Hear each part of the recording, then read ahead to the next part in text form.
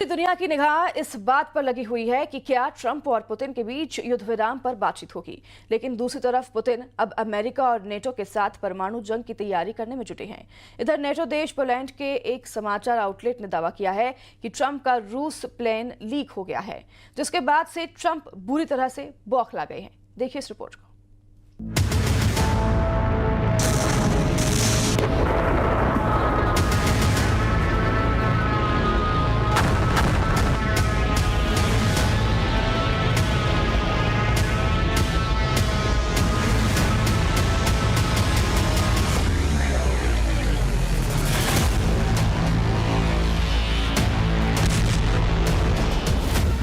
पलटी ट्रंप की बाजी, परमाणु जंग की तैयारी।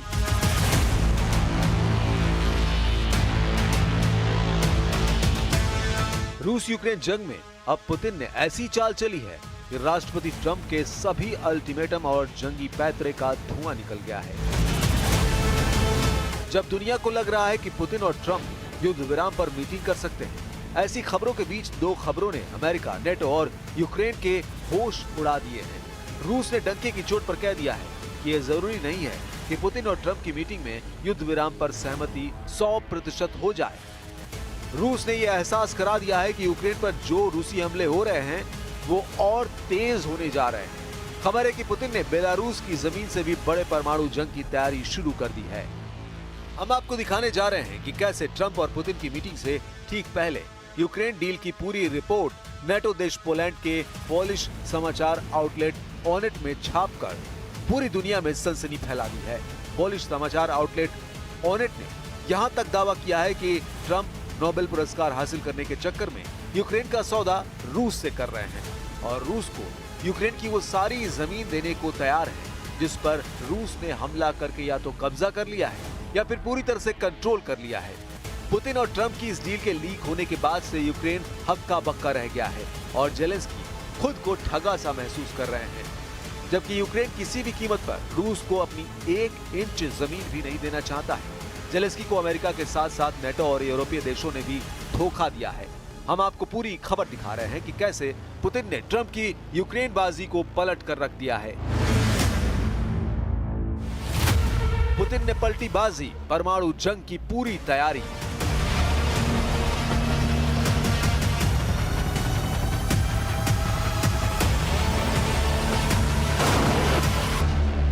एक 1260 दिन से ज्यादा की जंग के बाद ऐसा लग रहा था कि ट्रंप का 8 अगस्त के अल्टीमेटम से पहले पुतिन ट्रंप के साथ पूरी तरह से मीटिंग के लिए तैयार हो जाएंगे। लेकिन अब खबर है कि पुतिन ने ट्रंप के साथ मीटिंग को लेकर बहुत ज्यादा जल्दबाजी नहीं दिखाने का फैसला किया है। खबर तो ये भी है कि पुतिन और ट्रंप की मीटिंग यूएई यानी संयुक्त अरब अमीरात में हो सकती है, लेकिन अभी तक ट्रंप के अल्टीमेटम खत्म होने से पहले रूस की तरफ से मीटिंग को लेकर कोई बड़ा दावा नहीं किया गया है। बल्कि खबर तो यह है कि जब से अमेरिका ने रूस के नजदीक 2 परमाणु पनडुब्बी तैनात करने का ऐलान किया है, उसके बाद से रूस ने भयानक तरीके से परमाणु जंग की तैयारी शुरू कर दी है। खबर है कि रूस ने बेलारूस में अपने एटमी हथियार को हाई अलर्ट पर रख दिया है, जबकि उत्तर कोरिया को लेकर दावा किया गया है कि रूस उसके परमाणु हथियारों को आधुनिक बनाने में मदद कर रहा है, जिससे दक्षिण कोरिया के साथ साथ जापान और अमेरिका भी खौफ में आ गए हैं।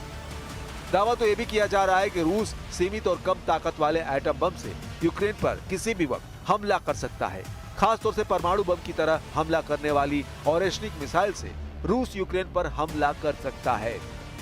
जानकारों के मुताबिक ट्रंप ने 2 परमाणु पनडुब्बी रूस के खिलाफ तैनात करके परमाणु जंग के खतरे को 10 गुना बढ़ा दिया है। यही नहीं, अब तक कई ऐसे देश जो अमेरिकी परमाणु छतरी पर भरोसा करते थे, वे भी अब परमाणु बम बनाने की दिशा में बढ़ रहे हैं। इनमें जापान, पोलैंड, दक्षिण कोरिया, तुर्की, सऊदी अरब जैसे देश शामिल हैं। वॉर एक्सपर्ट का कहना है कि इस परमाणु होड़ के लिए ट्रंप की बांटने वाली नीतियां जिम्मेदार हैं। यूक्रेन की सैन्य खुफिया एजेंसी के प्रमुख लेफ्टिनेंट जनरल किरिलो बुडानोव ने स्थानीय मीडिया को बताया कि रूस द्वारा ईरान को परमाणु हथियार बनाने में मदद करने की संभावना नहीं है, लेकिन उत्तर कोरिया को तकनीकी सहायता पहले से ही दी जा रही है। बुडानोव ने कहा, मैं ये सीधे तौर पर कह सकता हूँ, जहाँ तक उत्तर कोरिया का सवाल है, स्थिति काफी कठिन है।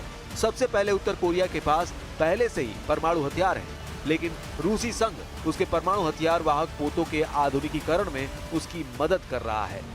ये वास्तव में हो रहा है और अब खतरा कई गुना बढ़ चुका है। पिछले साल उत्तर कोरियाई नेता किम जोंग उन और रूसी राष्ट्रपति व्लादिमीर पुतिन ने एक रक्षा समझौता के जरिए सैन्य सहयोग को बढ़ाया था, जिससे पश्चिमी देशों में चिंता बढ़ गई थी।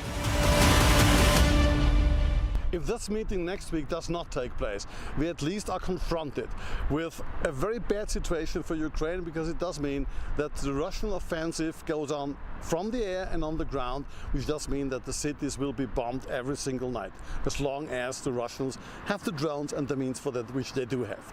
For the Americans, in particular Mr. Trump, it does mean that he can't go home with the laureate and say, I brought peace to Ukraine, and which does mean that he has to do something now against Russia, which he tries to avoid since his presidency. Trump की Ukraine deal leak, Poland की जमीन पर पर्दाफाश। हैरानी की बात तो यह है कि जो यूक्रेन ये समझ रहा है कि अमेरिका नेटो यूक्रेन को हथियार इसलिए दे रहा है ताकि यूक्रेन रूस को हरा सके, वही देश अब यूक्रेन को धोखा देने में जुटे हैं। खबर तो यह है कि ट्रंप के विशेष सलाहकार स्टीव विटकॉफ ने जो युद्ध विराम का प्रस्ताव पुतिन को 75 घंटे पहले दिखाया था, वो अब लीक हो चुका है। यूक्रेन के खिलाफ ट्रंप की पुतिन से सीक्रेट डील से जुड़े इस प्रस्ताव को जानकर आप हैरान रह जाएंगे। यूक्रेन के लिए एक गुप्त अमेरिकी युद्ध विराम प्रस्ताव, जिसे कथित तौर पर डोनाल्ड ट्रंप की टीम ने तैयार किया था, उसे मॉस्को भेजा गया था। अब इसे पोलिश मीडिया आउटलेट ऑनेट द्वारा लीक कर दिया गया है। अमेरिका के करीबी और नेटो देश पोलैंड के पोलिश समाचार आउटलेट ऑनेट के मुताबिक यूक्रेन के संबंध में एक अनुकूल अमेरिकी प्रस्ताव का विवरण प्राप्त हुआ है, जो मॉस्को में अमेरिकी राष्ट्रपति डोनाल्ड ट्रंप के विशेष दूत स्टीव विटकॉफ के साथ बातचीत के दौरान रूसी शासक व्लादिमीर पुतिन के सामने पेश किया गया था। पोलिश समाचार आउटलेट ऑनेट ने यूरोपियन प्रावधा से 7 अगस्त को गुप्त सूत्रों के हवाले से खबर छापी है, जिसमें दावा किया गया है कि हमें पता चला है कि मॉस्को को ट्रंप प्रशासन से एक बहुत ही अनुकूल प्रस्ताव मिला है, जो यूक्रेन डील से जुड़ा है। ऑनेट के अनुसार यूक्रेन में युद्ध विराम का प्रस्ताव तो है, लेकिन पूर्ण शांति समझौता नहीं, जैसा कि रूस चाहता है। यूक्रेन जंग के मुद्दे को 49 साल से लेकर 99 वर्षों के लिए स्थगित करके रूस द्वारा कब्जाए गए क्षेत्रों को वास्तविक मान्यता देना है, न कि कानूनी, यानी ये भी रूस के पक्ष में है। रूस पर लगाए गए अधिकांश अमेरिकी प्रतिबंधों को हटाना और दीर्घकालिक रूप से ऊर्जा सहयोग अर्थात रूसी गैस और तेल के आयात से रोक हटाना भी शामिल है। हालांकि इस प्रस्ताव में कथित तौर पर नेटो विस्तार के विरुद्ध कोई गारंटी शामिल नहीं है, जो मॉस्को की लगातार मांगों में से एक है। न ही रूस को यूक्रेन को सैन्य सहायता बंद करने का कोई वादा मिला। हालांकि ऑनेट के अनुसार यह अंतिम बिंदु रूसियों को स्वीकार्य बताया जा रहा है। विटकॉफ और पुतिन के बीच बैठक के बाद ट्रंप ने यूक्रेनी राष्ट्रपति वोलोडिमीर जेलेंस्की और कई यूरोपीय नेताओं के साथ फोन पर बातचीत की थी। यह भी खुलासा हुआ है। इसके बाद ट्रंप ने कथित तौर पर यूरोपीय नेताओं से कहा कि उनका इरादा अगले हफ्ते की शुरुआत में पुतिन से मिलने का है, जिसके बाद राष्ट्रपति जेलेंस्की के साथ एक त्रिपक्षीय बैठक होगी। बाद में क्रेमलिन ने पुष्टि की कि रूस और अमेरिका इस बात पर सहमत हुए हैं कि पुतिन और ट्रंप आने वाले दिनों में मिलेंगे। लेकिन हम आपको बता दें कि अमेरिका ने पहले पूरी तरह से कब्जा किए गए और आंशिक रूप से कब्जे वाले यूक्रेनी क्षेत्रों पर रूस के कब्जे को मान्यता देने की पेशकश की थी, जिसे कीव यानी राष्ट्रपति जेलेंस्की ने अस्वीकार कर दिया था। अब ऐसी परिस्थिति में अंदाजा लगाया जा सकता है कि पुतिन ट्रंप की रत्ती भर परवाह नहीं कर रहे हैं।